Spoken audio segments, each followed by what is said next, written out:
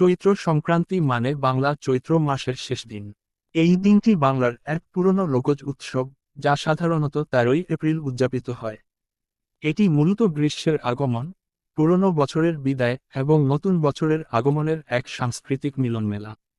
এই উপলক্ষে গ্রামে গ্রামে মেলা বসে, শিবের গাজন বা চড়ক পূজা হয়। 14 প্রকার শাক খাওয়ার রীতি থাকে। গান বাজনা, নাটক ও নানান লোকজ সংস্কৃতির চর্চা হয়।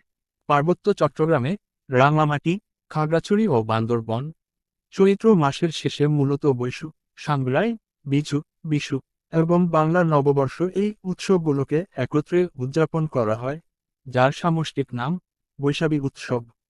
বৈশাখী হল পার্বত্য চট্টগ্রামের চাকমা, মারমা, ত্রিপুরা সহ অন্যান্য আদিবাসী জাতিগোষ্ঠীর প্রধান ও সবচেয়ে প্রাণবন্ত উৎসব, যা চৈত্র মাসের শেষ দিন থেকে শুরু হয় এবং বাংলা নববর্ষ পর্যন্ত চলে। বৈশাখীর মূল ধাপগুলো: ফুল বিজু, চৈত্র 28।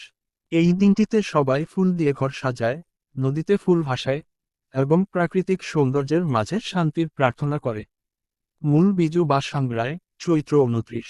এই দিন খাবারের বিশাল আয়োজন থাকে, বিশেষত পচন বা পচাপদ, যেখানে অনেক রকম শাকসবজি ও মশলা মিশিয়ে রান্না করা হয়। সবাই পরস্পরকে আমন্ত্রণ করে এবং পারিবারিক সময়ে কাটায়।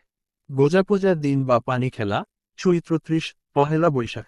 মারমা সম্প্রদায়ের জন্য এটি সবচেয়ে গুরুত্বপূর্ণ। তারা এই দিনে পানি ছিটিয়ে আনন্দ প্রকাশ করে, যা মূলত পুরনো দুঃখ, গ্লানি ধুয়ে ফেলার প্রতীক। এটি অনেকটা থাইল্যান্ড ও মিয়ানমারের সংক্রান বা থিনিয়ান উৎসবের মতো। এই উৎসব শুধু ধর্মীয় বা আদিবাসী উৎসব নয়, এটি এখন সার্বজনীন পার্বত্য উৎসব হয়ে উঠেছে, যেখানে সব সম্প্রদায়ের মানুষ অংশগ্রহণ করে।